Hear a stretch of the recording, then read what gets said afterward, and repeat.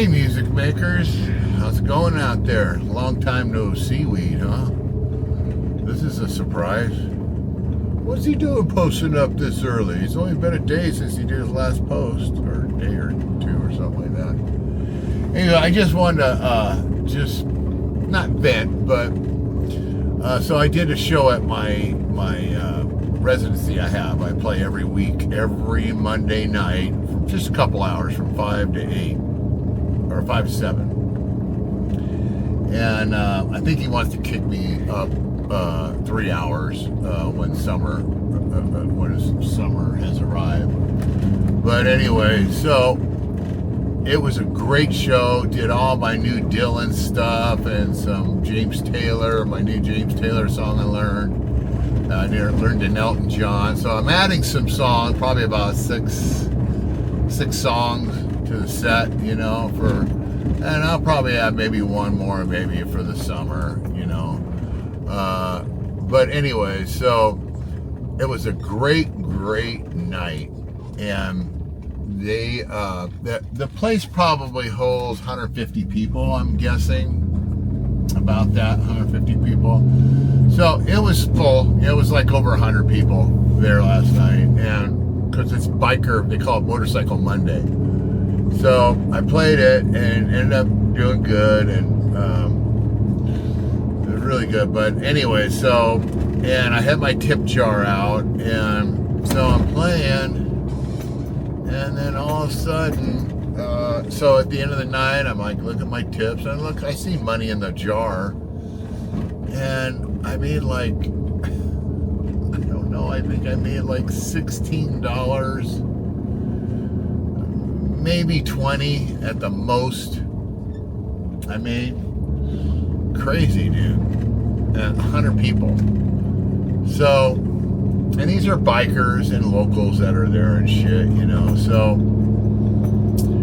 this is for the new guys. Don't get discouraged like when you get your tip jar, because you're gonna put your tip jar out on some gigs, and you're gonna go, what the hell? I just made 100. I mean, I got $100, extra $150, whatever, in tips, right? And you're gonna get all excited, and then you're gonna go to another gig, or maybe even the same gig the following week or a month later or whatever, and then you'll pull in like fucking $22. So that's just the beast of the business. It's never, you know, I never count on my tips. I never, like, I just don't. All I'm concerned about is I get paid. You know, get my pay, which they do, and I've never had any problems with that, except the Elks Lodge. They owe me $100. But, yeah, so I just wanted to let you guys, just a quick little vlog here, that don't get discouraged, because I forget about these things that happen when I do a show and stuff. So, yeah, I was like shocked. Well, what the hell? Because the weekend before, it was probably, I don't know, probably 30 people in there, you know, a few tables, and half the bar was full, like 30 people, let's say. And I made like $110 in tips. Fuck, I don't get it. I don't really get it.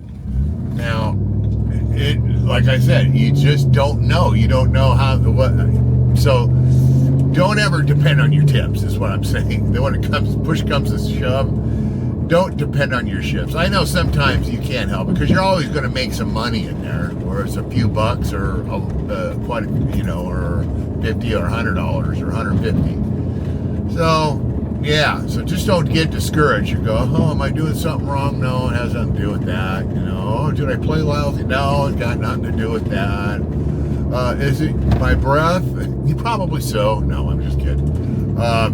Yeah, dude, that's just the beast of the business. So, just wanted to give you a heads up on that. That's all. Like I said, it was a great show. People were up dancing, but people were not putting money. And this is basically my fault, because you do got to plug your tip jar. Now, this is what I'm going to do, because this guy runs his shop, his restaurant. I do not like the way he runs his restaurant, and I explained that before. He does a tip share, so the waitresses the bartender, nobody knows how much they're making because they skim off the top and give it to his girlfriend. And now her girlfriend works there, and I'm going to give you a little summary real quick in case you didn't understand, because it was just, but she works there and she helps him cook and prep a little bit and stuff like that. She doesn't do a whole lot, okay?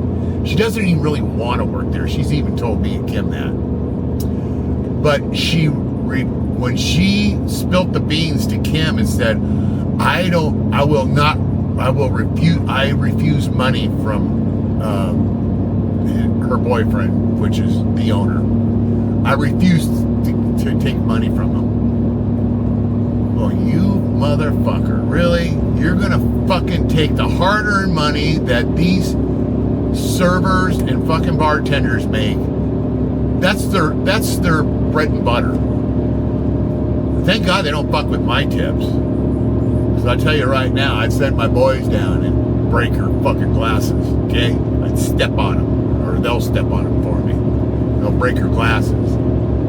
Dude, I don't know, man. She's out there, her way of thinking. But apparently the owner, my friend, digs her. They've known each other for a long, long time. And they've been friends for a long, long time. But I don't know if they've crossed the line and did the HR puffing stuff yet. I don't know. But it's like, it's none of my business. But I just see, and I see what's going on. So, yeah, when I found out that she takes the tips. She takes a big percentage of the tips that these bartenders and servers earn themselves. It's their tips. So he does a tip share. Everybody gets cashed out at the end of the week. You get a few bucks.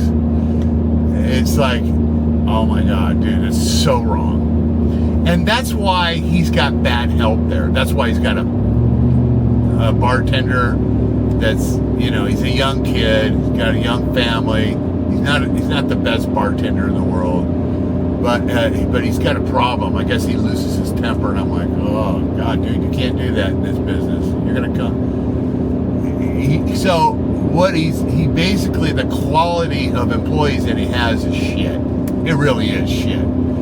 People that are been around the business and know the business and do it for a living won't step foot. The minute they find out that place tip shares, boom, they're gone. They'll go somewhere else. They don't do it. Because most restaurants do not do that. And I explained before, the reason why they do it is a red flag. So, being that she's being stubborn, doesn't want to take any money, she doesn't want to be on the payroll with, she wants to be paid on, it's really sad. It's really fucked up. But anyways, what was I getting at? That was a whole nother thing. But yeah, so you guys just don't get discouraged when you got, but what I was going back to saying, it's my fault for not plugging my tip jar. But what I will do is what I usually do when I'm playing, I always say towards the middle of the show or towards the end of the show, hey, make sure you guys take care of your servers and your bartenders. They're working really hard for you to get those drinks and food out to you. So make sure you take care of them. I also have a tip jar right out front here, right here. Okay? And I plug myself. But guess what? Because he's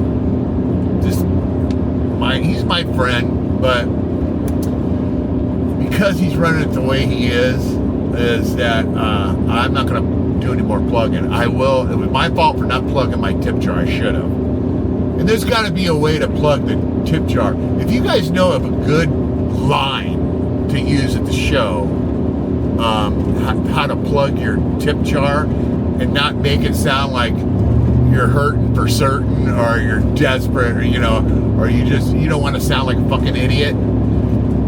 Because I have a problem with that. I just have a problem asking for money because that's what you're doing. So, there's got to be some good lines. Put it down in the comments below. Give me your good lines that you use. Because there was a band that I saw that I opened for when I was on tour. And we got off a tour. We went into a town and played at this place called Dublin's. And the guy that opened for us, he was really good about filling up his tip jar. I mean, I think every 3 songs he mentioned his tip jar. And of course, the place is packed, right? So there's some good lines out there. And before I spew out my line, which is not much, but if you guys have any good lines to say in your show, you know, acknowledge my tip jar, my appreciation station, I call it. You know, let me know how you plug your tip jar, or if you do it all. You know, hey, times are hard right now. You know, we all need money. So, you know, we've got to get people out there to help support the music makers, you know, put some money in their jar. So, anyways, that's all I got to say for right now, all right? So, you guys have a beautiful afternoon. I think it's Tuesday, I believe it is. And you guys just have a awesome week. Get in the woodshed, learn those songs. I adore all of you. If you haven't subscribed, try to subscribe to the damn channel. I also have a donation if you want to help support. You know, if you can afford anything, I got a little donation thing you can, on my thing. I think it's PayPal, I believe. And just a little tip jar if you can afford anything. If you can't, no worries. But just to help me keep this channel running. Give me the incentive to fucking keep this thing rolling, if you like. If you think my advice or the way I do things, or this guy's just all crap, then I understand. Then you don't have to do shit. But if something I say once in a while sparks your interest and go, okay, yeah, he's right about that, or whatever, you know, show a little love if you can. If not, no worries. But anyways, also got, I don't know if my Amazon store is still going, but if you guys need to get anything, strings or anything, just punch in on anything that I have on there and then go into the Amazon that way. And even if you go to buy, you know, some dental floss or something, I'll still get a little something, you know, like a couple pennies, a nickel or something. But anyways, anything helps. And also the comments help. Thank you guys for all the comments on this last post I did. You guys got some great things. And next week, in another 3 or 4 days, I'm going to do another post about some of the comments you guys made on there. All right. So ciao for now. I'll talk to you guys next week.